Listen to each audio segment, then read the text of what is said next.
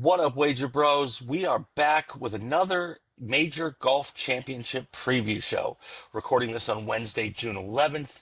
I'm your host, Johnny Glass. We have G Money here. We've Yo. been off for a couple of days because when you have kids, you get sick for no reason. Okay, that's what happens, and it hit both of us on like Yeah, consecutive days. So, yeah, um, I was very under the weather, and then I got well just enough, just in time to go on a little family vacation, and so now we're back. We're ready to roll. Yeah, so we've got the third major of the year, the U.S. Open, arguably my second favorite major championship after the Masters, Absolutely.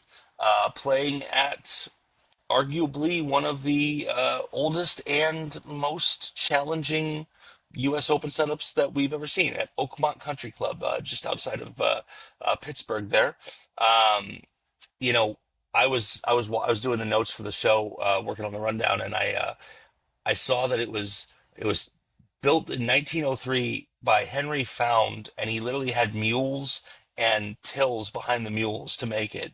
And then Tom Fazio did a redesign just a few years ago. Hmm. Um, like it's hosted 9 U.S. Opens. Hosted more U.S. Opens than Pebble Beach. Yeah. This will be the 10th U.S. Open that stands out there. A lot of good memories. What is your favorite of growing up watching and researching golf? What's your favorite Oakmont memory? Uh, well, Oakmont memory. I mean, he's no longer the commentator, but if he was still the commentator for NBC, he would let you know about his 63 and 73. That would be Johnny Miller. You will hear Yeah, about that just a couple of times during the podcast, and I'll guarantee you hear about it. There should be a line set on that. How many times does one of the announcers mention former colleague Johnny Miller shooting a 63 back in 1973 to win the U.S. Open? I'm gonna set the line here at over under 17 and a half times for the weekend. Starting Uh, tomorrow. Yeah. Starting tomorrow on the NBC coverage, so and USA coverage. So Yeah. y'all can take your pick on that. I'm gonna go over on that. Um, I would say honestly, like it was one of the few times in his career that Tiger was in the mix, and and he just couldn't get it done, Yeah. right? Like the only other time I think was the '09 PGA when he lost to Yang. But like he made that double bogey on three in the final round, and made 17 more pars, and Cabrera won by a shot. You Yeah. know, um, Yeah, but he got you to know, 18. I mean, he had a long putt. I think it was like 30 feet, something like that. But it's like you just expected him to make it, yeah, but just one he of the didn't. few times One of that he the didn't. very rare times. Yeah, so obviously it's a U.S. Open. Uh, the USGA has had this weird thing the last couple of years with really long par threes, and I think we're going to get um, the longest par three in U.S. Open history. The eighth is like 298 and stuff like that. Yeah. What's your take on long par threes like this? Well, if I mean, obviously, there's only one tournament, or only guys at this caliber could be playing a par three like that. Yeah, Makes absolutely no sense for anybody else to be playing that other than guys that have qualified to play in an event like this. So yeah. I'm okay with it for this situation, but I don't want to be pulling up to any random golf course and seeing a par three of 290 that I'm expected to play. Yeah, and the course is only going to play about 7,400 yards, even with that long par three. So, I think with its 77.2 rating and a 142 slope, like, you know, that tells you that it's diabolical if it's Yeah. not playing super long. 100%. And there's two holes that are not much longer than that par three that are going to play Yeah, as par four. So, that's absolutely. the reason for I guess, not, it's not nearly 8,000 yards like some of these courses are nowadays. Yeah. So, all right, so we got that really tough course, really long rough. Rory is back in the news about his driver again because they asked him what he was playing, and he said he went back to his master spec, and they're like, well, what is it? And he's like, it's a TaylorMade.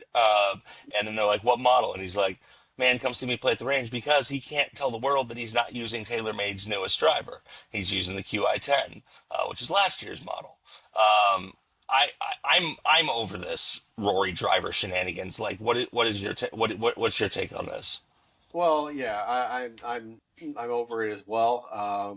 It seems like, I'm curious what we're gonna get, even not besides the driver drama or whatever you want to call it. I'm kind of curious what we're gonna get out of him, because you've pretty much gotten next to nothing out of him Yeah, since he won the Masters. So, you know, uh, driver drama aside, I'm more curious to see what Rory are we gonna get this week. So, yeah, yeah. but it doesn't matter what driver he hits. You better just stay out of the rough. How about that? I was yeah. Tell us about the rough. Well, I mean, you can't see it on my screen here, but I mean, what's that? Four to five Very, very, inches. yeah, yeah, very, very long, and you get in it. Some people would say 4 to 5 inches is exceptional. Okay. Some people would say 4 to 5 inches is exceptional. Yeah, you I went mean, there, like, look, there was the but, videos out there that guys were just hacking lob wedges out into the fairway. I frankly, they're going to be hitting, they're going to have third shots that are 170 yards into par threes. And with these greens running, I think they said 15, maybe a touch over on the stimp. Um, I don't know. There's something about the U.S. Open. I want to see 8 or 9 over par win. Um, we've had, we've had some kind of U.S. Opens recently. 2017 in Aaron Hills. There was a couple where like guys got to 8, 10, 11 under par. You had multiple 62s on the first day a few years back at LACC, which I think is the worst U.S. Open venue of all time. But I want to see carnage. I want to see the massacre, the obliteration at Oakmont, like the massacre at Winged Foot. I want to see absolute destruction. So give me all the bogeys, make them look like a hack. yeah, I mean, especially if it doesn't rain much. I think they're calling for rain on Yeah. Saturday, quite a bit of it, and possibly spilling into Sunday. So that may soften things up. So you may not quite get that, total carnage if the course gets softened up. But it'll still be one hell of a test. Yeah, absolutely. And some interesting, interesting player notes. Alistair Doherty, the Barstool guy, made it through locals, sectionals, and finals to qualify.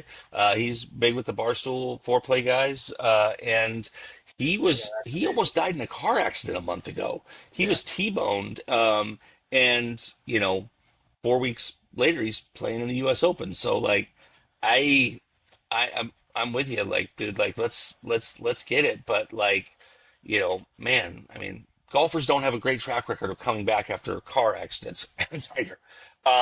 So we'll see on Ben that. Hogan does, though.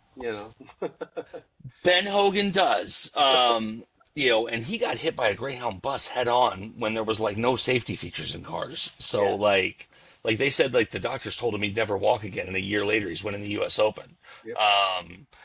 Also, highlight is Mason Howell, 17-year-old kid. He is a junior in high school. So Um, that begs the question: what were you doing when you were 17 and a junior in high school, Johnny Glass? I was going to Apopka High School. I was riding with you in your Mercury Mystique to Yeah, Apopka High baby. Don't School. forget the mistake. Um, and then I was not doing my homework and flirting with girls. I'm just kidding. I was in the math club. But no, both of us were on golf team Yeah, that I year. 17. I probably thought I was better at golf than I actually was. So there's that. We both did. Yeah. Yeah, I remember draining a 40 footer on on the ninth hole of the Highland course to win my match on golf team on the first match of the year, and thought I was the next Tiger Woods. I'm clearly not. I sit in a chair all day. But yeah, so shout out to Mason Howell. I mean, I hope he shoots something respectable. I don't expect him to make the cut, but it'd be wild if he did. Mm. And you know, here's an interesting question. What is the highest round score from any player this week? What would your guess be? 90. You think somebody's going to shoot a nine ball? Okay. Yeah. Yeah, I'm gonna go. I'm gonna go 86. And so if it's 87, 88, or 89, neither of us win. But I'll throw $10 on that. Okay. And last point, there's some rumors going around that it's Phil's last U.S. Open. Yep. He's got. I think this is when his eligibility runs out this year. Yeah, he would have Um, to qualify in some other fashion. and he's 55 this year. I Like mean, he did actually admit that he said, yes, this likely could be my last Open. So it's very possible. I mean, if he's ever going to do it and complete the career Grand Slam, I mean, he pulled it out at Kiowa. Throw Like a dollar on him. What is he? Probably like 4,000 to 1, something like that. I mean, Phil Mickelson to win the golf tournament. Let's look right now on DraftKings tournament lines. Mickelson. Phil Mickelson is 300 to 1. wow, that's actually, never mind, for save your dollar. Yeah. Like, I mean, but think about it. Like, can he, yeah, he's proven that at his age, he still has. I mean, you saw the wedge shot he made at the Live Golf event. That one where he almost hit it behind him or hit it 90 degrees left and hold it out. Like the guy still has the hands. Yeah, Like he can put four rounds together. He did it at Kiowa. Became the oldest person to ever win a major in the modern era. Like you know, it would be wild if Phil is in the mix on Sunday. Like I'm gonna be that's crazy. That would be to so crazy. quote, I don't even know where we got this quote. I can only get so erect. Okay, like that's what I want.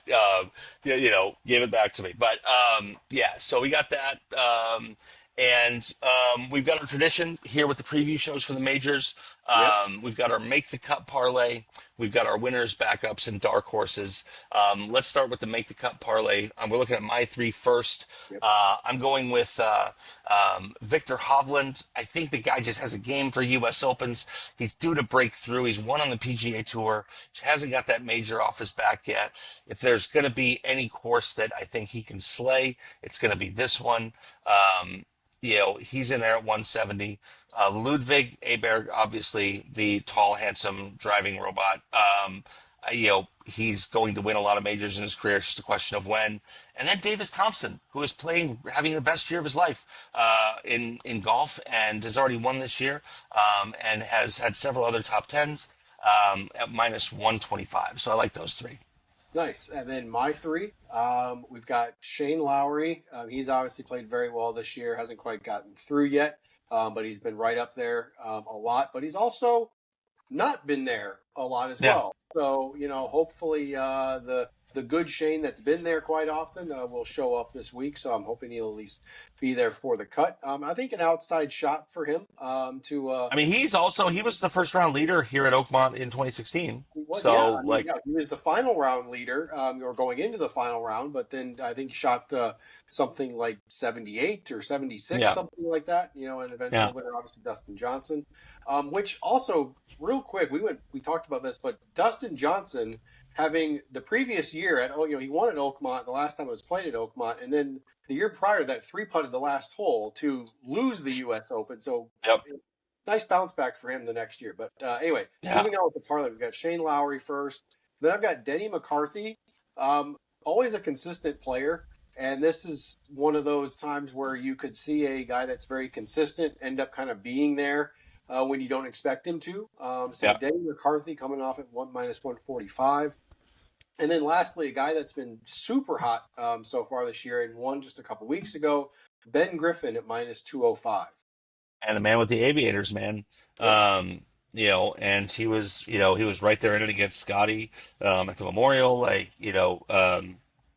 and doing it. Yeah, I mean, I like all of those. I like all those. We were four out of six at the PGA. Yep. Hopefully we're better on that. So exactly. So we've got our winner, our backup, and our dark horse. We'll start with my dark horse. I'm going to be picking this guy as my dark horse until he wins a major. Ludwig. The guy hits the ball a million miles, and if I had teeth that looked that good, I wouldn't even have a job. I'd just stay home and look at myself. So, like, Kind Ludwig of, always is going to be my dark horse. if we're being honest, that's kind of a stretch as a dark horse, but that's okay. I'll give it to you Yeah, because he hasn't won yet, but that's fine. yeah. And then What about my you? dark horse, I'm going to go with a guy that has also won this year, guy that's been playing very well, has been there, just not hasn't broke through yet in one of these big ones. That is Mr. Sepp Straka. I Okay. think he is. I think he is due. He's on a pretty short list of guys. I think that could that could hang out with Scotty Scheffler and whatever Scotty shoots this week. Yeah. The guy is sneaky. And again, this course is going to favor guys that, are very accurate off the tee, and can do that. For my backup, I said it earlier, Victor Hovland. The kid is, super entertaining. He's won a couple times on PGA Tour. He's there. He's come back from, an injury a few years ago, and he's back in the mix. I would say, you he's primed to win one. I think his first win is going to be either, a U.S. Open or a Open Championship. So I'm going to take Victor Hovland as my backup. Yeah, and then my backup is two-time champion, defending champion, Bryson DeChambeau. It's hard to pick against him in a U.S. Open, as he's obviously proven that he can get it done in these types of environments. And he's got multifaceted curved face irons now. Well, yeah, you gotta have You know, that clearly. you gotta have that, right? Like, it's like when we were kids. I need the pure spin wedges and the carbide putter. Like, that's all I need, and I'll be Tiger Woods. Shout out to carbide putters and pure spin wedges. Pure spin wedges, Yeah, baby. Let's go. I Diamond was. fake. Oh my God, it would eat up tour professionals like nobody's business. And then lastly, we got our winners. We both got the same. It's Scotty Scheffler, folks. The guy is back to doing Scotty things after having won the PGA and won the Memorial. Um, you know, he just, when he gets it in bad spots, he recovers. He doesn't get flummoxed. And unless he's playing against Tom Kim, he doesn't start screaming. I just I think Scotty's gonna put a show on this week, and I think he's probably gonna be in the middle of the pack after tomorrow. But he'll do what he normally does and just plod along and shoot even par, one under, one over, and he'll just wait for everybody to collapse around him. That's my take. Yeah, I mean, it's if he's within, as long as he's within a 3 to 5, after Friday, it's what he's going Yeah, to do Saturday. He does it all the time, yeah. and then he'll do whatever needs to be done to get it done on Sunday. Absolutely. So, guys, we got Scheffler, Hovland, and Ludwig for me. We've got Scheffler, DeChambeau, and Step Straka for you. If you want to watch the U.S. Open, it is kind of a weird little setup on the streaming services. It's going to be on USA Network starting at 6:30 tomorrow, Oh, and that'll run all the way till 5 p.m. when Peacock picks it up from 5 to 8, and that will be the same setup for both the afternoon days. Actually, no. Peacock has the broadcast on Friday at 6:30 a.m. and then NBC takes it over at 1 o'clock. So I'm not whatever. a fan, but is what it is. Either way, guys, don't forget to like, subscribe. Don't know if we'll do end of round one recaps. In fact, I know we won't because I have a concert to go to tomorrow, but we'll be back online with more picks. And don't forget to like and subscribe. Tell us how crazy you are. And we will see you again soon for No Strings, Just Winners with the Wage Bros.